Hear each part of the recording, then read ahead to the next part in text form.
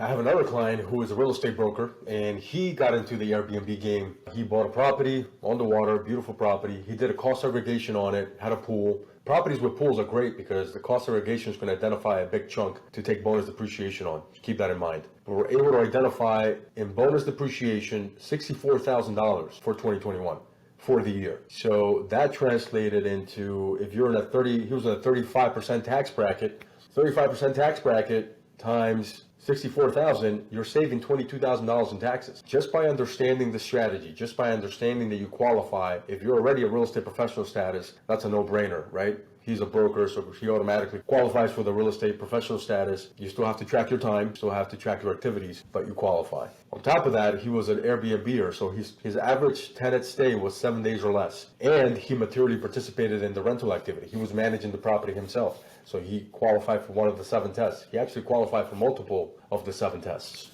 Understanding what you qualify for is going to be important. It's going to save you a lot in taxes. This is another story that, by having a conversation on what he's doing with his business, we were able to identify an additional $22,000 in tax savings. How would you like to identify these strategies for your business?